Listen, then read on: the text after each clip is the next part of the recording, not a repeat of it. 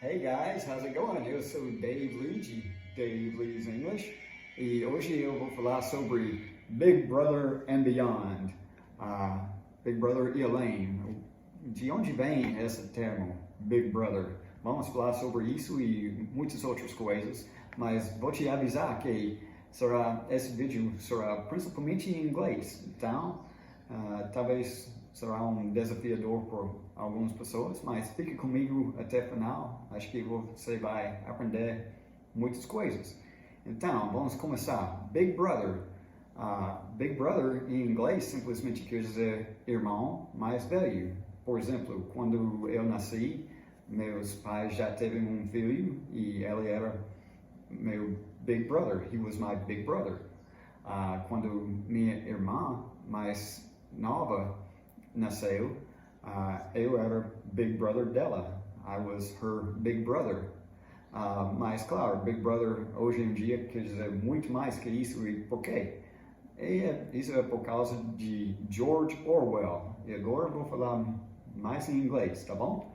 Então, George Orwell wrote a novel called 1984. E segundo Wikipedia, 1984 is a dystopian social science fiction novel by English novelist George Orwell. Então, o que quer dizer dystopian social science fiction novel? É tipo The Time Machine by H.G. Wells, or Fahrenheit 451 de Ray Bradbury, or Brave New World by Aldous Huxley, ou mais recentemente, muito popular, era The Hunger Games. Então, isso é dystopian novel. Dystopian novel set in the future. They're usually set in the future, and you're thinking, oh, I hope the world doesn't end up like this. Well, it was published in 1949 as Orwell's ninth and final book. So George Orwell, who was actually dying of cancer while he was writing this book, and he was hoping against hope that he would complete it before he passed away, and fortunately he did. So 1984 centers on the consequences of totalitarianism, mass surveillance, and repressive regimentation of persons and behaviors within society. And interesting, the word centers here, the way it's spelled, you can tell this was written probably by someone from England. People from the United States spell centers C-E-N-T-E-R-S. People from England spell it like this person spelled it.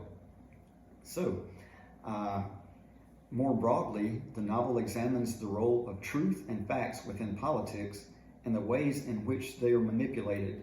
This is why this novel is so popular even today, because there's always manipulation in politics and the media and things like that.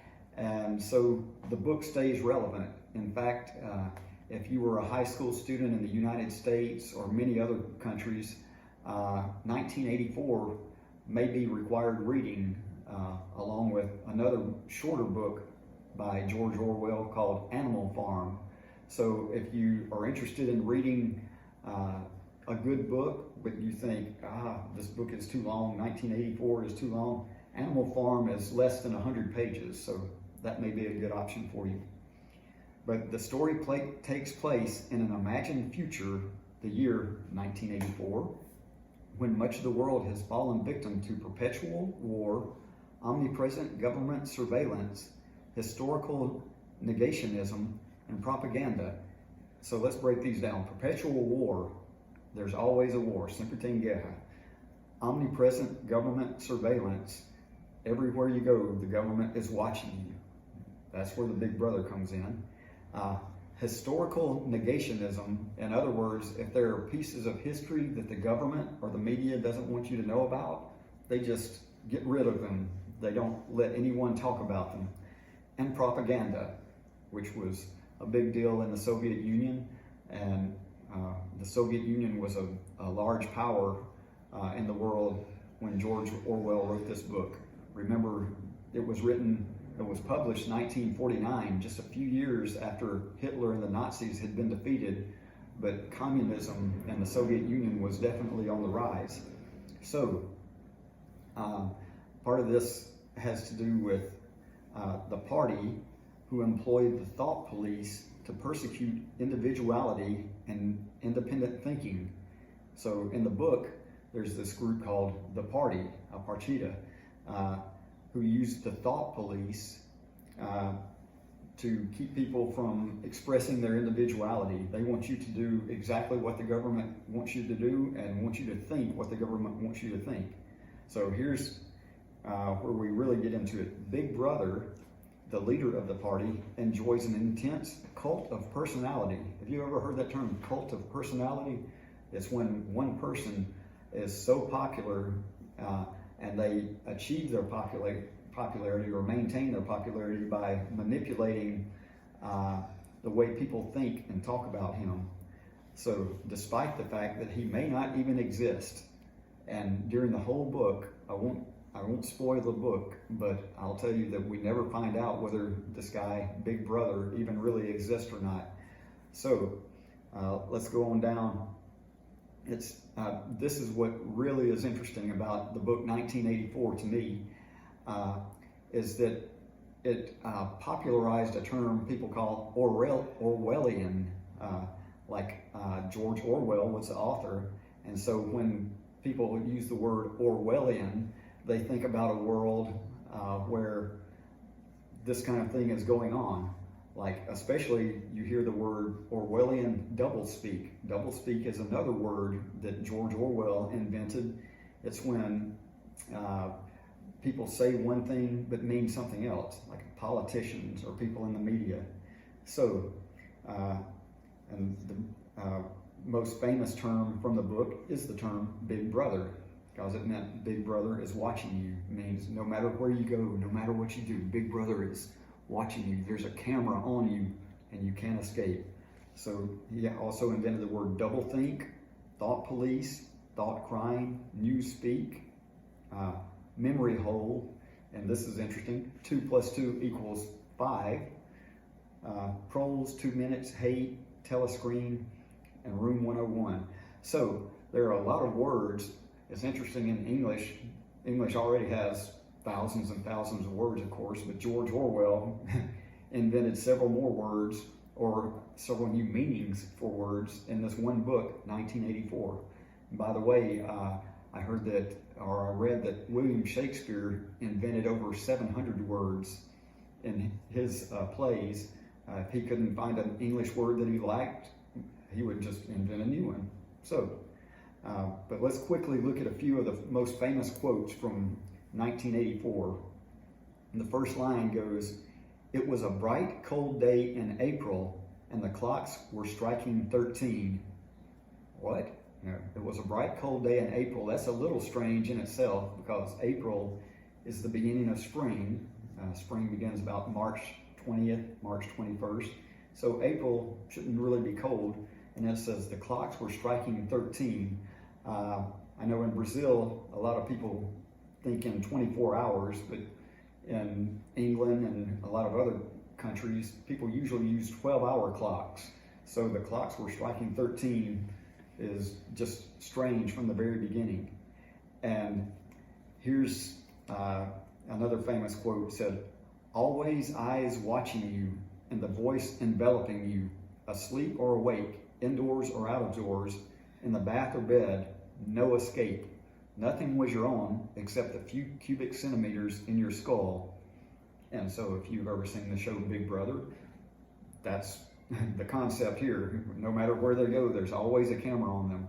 And in this dystopian novel, wherever you go, wherever anybody goes, there's always a camera on you.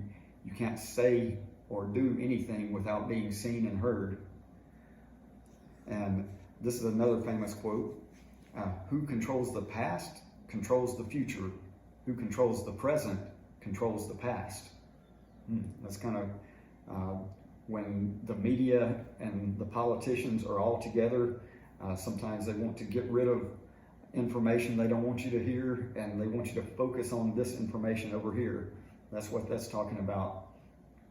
And here's another one. We know that no one ever seizes power with the intention of relinquishing it.